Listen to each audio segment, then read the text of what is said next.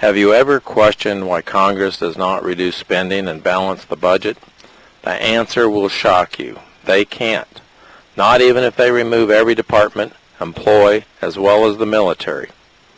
I'm Hal Mason, a retired accountant, and have worked with budgets over 40 years.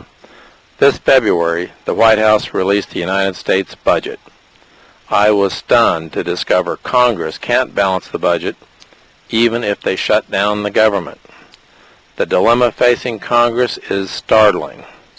Watch as you see a budget that can't be balanced. To understand Washington's budget dilemma, we simply click on the President's budget for fiscal year 2013. Page 210 provides 12 years of budget data. We will only look at this year, 2012. Washington will spend $3.8 trillion. However, it will only collect $2.5 trillion in taxes, resulting in a deficit of $1.3 trillion, an amount larger than what Congress appropriates to operate the federal government. Now to explain the dilemma. Government spending is broken down in three simple categories: interest, mandatory programs, which is entitlements and government pensions, and the federal government, which is called discretionary programs. It breaks down the government in two pieces: security-related, which includes the military, and non-security, which encompasses any spending that is not related to the nation's security, such as Department of Education, energy, etc. We simply cross out the federal government, and the remaining cost exceeds all tax revenues. The problem is simple. Spending for mandatory programs and interest is greater than the tax revenues collected. Mandatory programs include Social Security, Medicare, Medicaid, unemployment, and federal pensions. Congress must pay the interest and has promised to pay the pensions and entitlements. So the dilemma they face is that after the checks are processed for mandatory programs and interest, there isn't $1 left to fund the military or any federal employee, department, or office. You now understand their dilemma.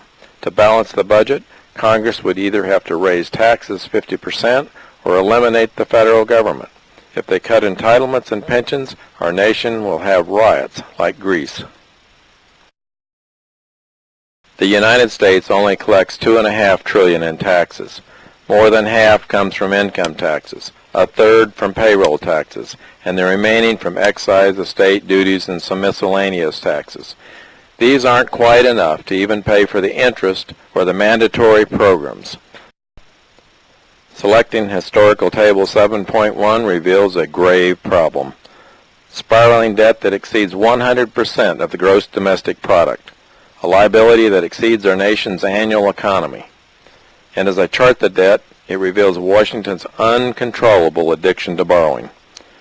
The budget projects this year over $16 trillion debt and $26 trillion this decade, soaring debt that has the United States on a path identical to Greece.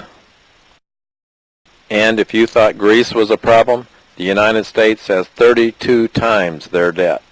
$16 trillion is 25% of the world's gross domestic product.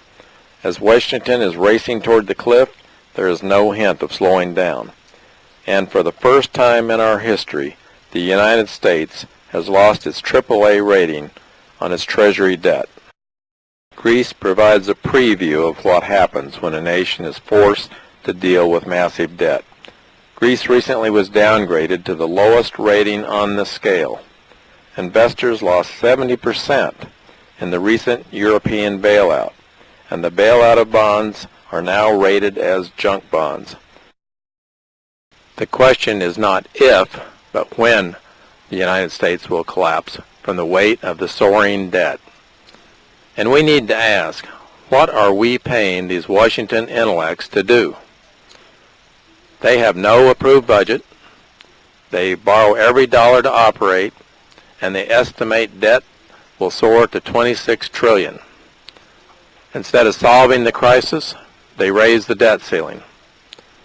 There is a tipping point where the debt can no longer be sustained. So our nation can either get involved or be buried in the ashes. So you ask, what can be done to correct this crisis? The answer is painful. First, Washington must admit the problem. Second, It must explain the problem to everyone. And third, we must face the pain of fixing the problem. It won't be solved by arguing over who pays the highest fares on the sinking Titanic. Everyone is going to feel the pain, as the United States must cut into entitlements, pensions, government spending, as well as get a fair tax code that doesn't cripple the economy. Everyone must vote for representatives who will focus on the financial solvency of the United States. If not, we will all go down with the ship.